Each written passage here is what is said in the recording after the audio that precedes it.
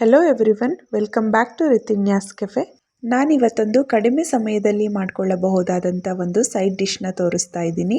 ಇದನ್ನ ಮಾಡ್ಕೊಳ್ಳೋದಕ್ಕೆ potato, capsicum ಮತ್ತು ಆನಿಯನ್ ಇದ್ರೆ ಸಾಕು. ತುಂಬ ಕ್ವಿಕ್ಕಾಗಿ ರೆಡಿ ಆಗುತ್ತೆ ಮತ್ತು ಟೇಸ್ಟು ಕೂಡ ಅಷ್ಟೇ ಚೆನ್ನಾಗಿರುತ್ತೆ. ಬನ್ನಿ ಯಾವ ರೀತಿ ಮಾಡೋದು ಅಂತ ನೋಡ್ಕೊಬರೋಣ. ಮೊದಲಿಗೆ ನಾನಿಲ್ಲಿ ಪೊಟ್ಯಾಟೊ ಮತ್ತು ಆನಿಯನ್ ಸಿಪ್ಪೆ ತೆಗೆದು ನೀಟಾಗಿ ಒಂದ್ಸಲ ವಾಶ್ ಮಾಡಿ ಇಟ್ಕೊಂಡಿದ್ದೀನಿ. ನಂತರ ಆನಿಯನ್ನ ಉದ್ದವಾಗಿ ಈ ರೀತಿಯಾಗಿ ಕಟ್ ಮಾಡಿ ಇಟ್ಕೋಬೇಕು. ಕ್ಯಾಪ್ಸಿಕಮ್ನು ಸಹ ಇದೇ ರೀತಿಯಾಗಿ ಉದ್ದುದ್ದವಾಗಿ ಕಟ್ ಮಾಡಿ ಇಟ್ಕೊತಾ ಇದ್ದೀನಿ. ನಾವು ಮಾಡ್ತಿರೋದು ಸೈಡ್ ಡಿಶ್ ಆಗಿರೋದ್ರಿಂದ ಇದೇ ರೀತಿಯಾಗಿ ಉದ್ದುದ್ದವಾಗಿ ಎಲ್ಲ ತರಕಾರಿಗಳನ್ನು ಕಟ್ ಮಾಡ್ಕೋಬೇಕಾಗುತ್ತೆ. ಸಣ್ಣದಾಗಿ ಕಟ್ ಮಾಡಿಕೊಂಡ್ರೆ ಅಷ್ಟೊಂದು ಚೆನ್ನಾಗಿರಲ್ಲ. ನಂತರ ಪೊಟ್ಯಾಟೊನು ಸಹ ಉದ್ದ ಪೀಸ್ಗಳನ್ನಾಗಿ ಕಟ್ ಮಾಡಿ ಎತ್ತಿಟ್ಕೋಬೇಕು. ಪೊಟ್ಯಾಟೊನ ಕಟ್ ಮಾಡಿದ ತಕ್ಷಣ ನೀರಲ್ಲಿ ಹಾಕಿಡಬೇಕಾಗುತ್ತೆ. ಹೊರಗಡೆನೆ ಬಿಟ್ಟರೆ ಅದೆಲ್ಲ ಕಪ್ಪಾಗಿಬಿಡುತ್ತೆ. ಹಾಗಾಗಿ ಇದನ್ನು ನೀರಲ್ಲಿ ಹಾಕಿಡಬೇಕು. ವೆಜಿಟೇಬಲ್ಸ್ಗಳನ್ನು ನಾನು ತೋರಿಸಿರೋ ಪ್ರಕಾರನೇ ಕಟ್ ಮಾಡ್ಕೊಳ್ಳಿ. ತುಂಬ ಸಣ್ಣದಾಗೂ ಕಟ್ ಮಾಡ್ಕೋಬಾರ್ದು, ತುಂಬ ದಪ್ಪದಾಗೂ ಕಟ್ ಮಾಡ್ಕೋಬಾರ್ದು.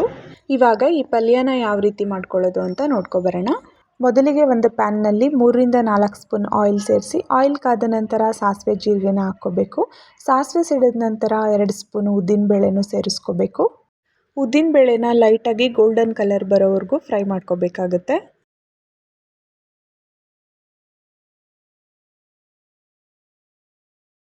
ಇವಾಗ ಉದ್ದಿನಬೇಳೆ ಎಲ್ಲ ಫ್ರೈ ಆಗಿದೆ. ನಂತರ 2 ಕಡ್ಡಿ ಕರಿಬೇವಿನ ಸೇರಿಸಿ, ಕರಿಬೇವು ಸಹ ಸ್ವಲ್ಪ ಫ್ರೈ ಆದಮೇಲೆ ಹಚ್ಚಿಟ್ಕೊಂಡಿದ್ದಂಥ ಆನಿಯನ್ನ ಸೇರಿಸ್ಕೋಬೇಕು.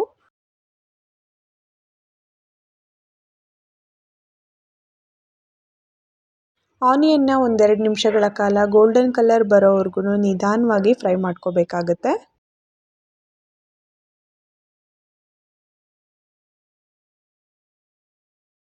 ಇವಾಗ ಆನಿಯನ್ ಎಲ್ಲ ಫ್ರೈ ಆಗಿದೆ. ಈ ಸಮಯದಲ್ಲಿ ಕಟ್ ಮಾಡಿ ಇಟ್ಕೊಂಡಿದ್ದಂಥ ಪೊಟ್ಯಾಟೊನ ಇವಾಗ ಒಗ್ಗರಣೆಗೆ ಸೇರಿಸ್ಕೋಬೇಕು.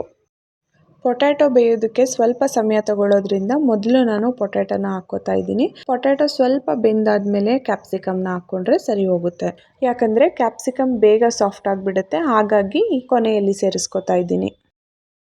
ನಂತರ ಇದನ್ನೆಲ್ಲ ನೀಟಾಗಿ ಒಂದ್ಸಲ ಮಿಕ್ಸ್ ಮಾಡಿಕೊಂಡು ರುಚಿಗೆ ತಕ್ಕಷ್ಟು ಉಪ್ಪನ್ನು ಸೇರಿಸ್ಕೋಬೇಕು. ಉಪ್ಪನ್ನು ಇವಾಗಲೇ ಸೇರಿಸೋದ್ರಿಂದ ವೆಜಿಟೇಬಲ್ಗಳು ಬೇಗ ಸಾಫ್ಟ್ ಆಗುತ್ತೆ. ಹಾಗಾಗಿ ರುಚಿಗೆ ತಕ್ಕಷ್ಟು ಉಪ್ಪನ್ನು ಇವಾಗಲೇ ಸೇರಿಸ್ತಾ ಇದ್ದೀನಿ. ಮತ್ತೊಂದು ಸಲ ನೀಟಾಗಿ ಮಿಕ್ಸ್ ಮಾಡಿಕೊಂಡು ಲಿಡ್ಡನ್ನ ಕ್ಲೋಸ್ ಮಾಡಿ 10 ನಿಮಿಷಗಳ ಕಾಲ ಇದನ್ನು ಬೇಯಿಸ್ಕೋಬೇಕಾಗತ್ತೆ. ಇವಾಗ ನೋಡಿ ಸುಮಾರು 10 ನಿಮಿಷಗಳಾಗಿದೆ. ಪೊಟ್ಯಾಟೊ ಎಲ್ಲ ಒಂದು ಅರ್ಧದಷ್ಟು ಬೆಂದಿದೆ. ಇವಾಗ ಈ ಸಮಯದಲ್ಲಿ ಕಟ್ ಮಾಡಿ ಇಟ್ಕೊಂಡಿದ್ದಂಥ ಕ್ಯಾಪ್ಸಿಕಮ್ನ ಇವಾಗ ಸೇರಿಸ್ಕೋಬೇಕು. ಮತ್ತೊಂದು ಸಲ ನೀಟಾಗಿ ಮಿಕ್ಸ್ ಮಾಡ್ಕೊಂಡಾದ ನಂತರ ಮತ್ತೆ ಲಿಡ್ ಕ್ಲೋಸ್ ಮಾಡಿ 5 ನಿಮಿಷಗಳ ಕಾಲ ಬೇಯಿಸ್ಕೋಬೇಕಾಗುತ್ತೆ. ಈ ರೀತಿ ಪಲ್ಯಗಳನ್ನು ಮಾಡುವಾಗ ಅವಾಗವಾಗ ಲಿಡ್ ಓಪನ್ ಮಾಡಿ ಮಿಕ್ಸ್ ಮಾಡ್ಕೊತ ಬೇಯಿಸ್ಕೋಬೇಕಾಗುತ್ತೆ. ಇಲ್ಲ ಅಂದರೆ ಕೆಳಗಡೆ ಎಲ್ಲ ನೀಟಾಗಿ ಫ್ರೈ ಆಗಿರುತ್ತೆ, ಮೇಲ್ಗಡೆ ಫ್ರೈ ಆಗಿರಲ್ಲ. ಆದ ಕಾರಣ ಈವನ್ನಾಗಿ ಬೇಯಬೇಕು ಅಂದರೆ ನೀಟಾಗೆಲ್ಲ ಮಿಕ್ಸ್ ಮಾಡ್ಕೊತಾ ಇರಬೇಕು. ನೋಡಿ ಇವಾಗ ಕ್ಯಾಪ್ಸಿಕಮ್ ಮತ್ತು ಪೊಟ್ಯಾಟೊ ಬೆಂದಿದೆ. ಇಷ್ಟಿದ್ರೆ ಸಾಕು, ತುಂಬ ಬೇಯಿಸ್ಕೊಳ್ಳೋಕೆ ಹೋಗಬಾರ್ದು. ನಂತರ ಇದಕ್ಕೆ ತುಂಬ ಮಸಾಲೆಗಳೆಲ್ಲ ಬೇಕಾಗಲ್ಲ. ಸ್ವಲ್ಪ ಅರಿಶಿನ ಮತ್ತು ಅರ್ಧ ಸ್ಪೂನ್ ಗರಂ ಮಸಾಲ, ಅರ್ಧ ಸ್ಪೂನ್ ಚಿಲ್ಲಿ ಪೌಡರ್ ಹಾಕಿದ್ರೆ ಸಾಕು, ಪಲ್ಯ ರೆಡಿಯಾಗಿ ಹೋಗ್ಬಿಡುತ್ತೆ.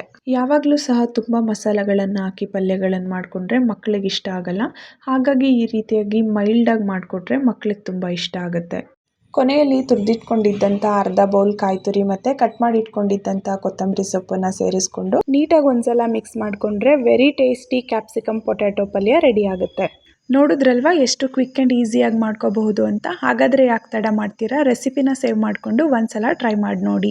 ರಸಮ್ ರೈಸ್ ಜೊತೆಗೆ ಈ ಪಲ್ಯ ಇದರದ್ದು ಸೂಪರ್ ಕಾಂಬಿನೇಷನ್. ಹಾಗೆಯೇ ಚಪಾತಿ ಜೊತೆಗೂ ಆಗುತ್ತೆ. ಇದೇ ರೀತಿಯಾದಂಥ ಕ್ವಿಕ್ ಆ್ಯಂಡ್ ಈಸಿ ರೆಸಿಪಿಗಳನ್ನು ನೀವು ಕೂಡ ಟ್ರೈ ಮಾಡಬೇಕಾ? ಹಾಗಾದರೆ ನನ್ನ ಚಾನಲ್ನ ಇವಾಗಲೇ ಸಬ್ಸ್ಕ್ರೈಬ್ ಮಾಡಿಕೊಂಡು ಬೆಲ್ ಐಕನ್ನ ಪ್ರೆಸ್ ಮಾಡಿ. ನಾನು ಹಾಕೋ ನೆಕ್ಸ್ಟ್ ವಿಡಿಯೋ ನಿಮಗೆ ನೋಟಿಫಿಕೇಷನ್ ಆಗಿ ಬರುತ್ತೆ.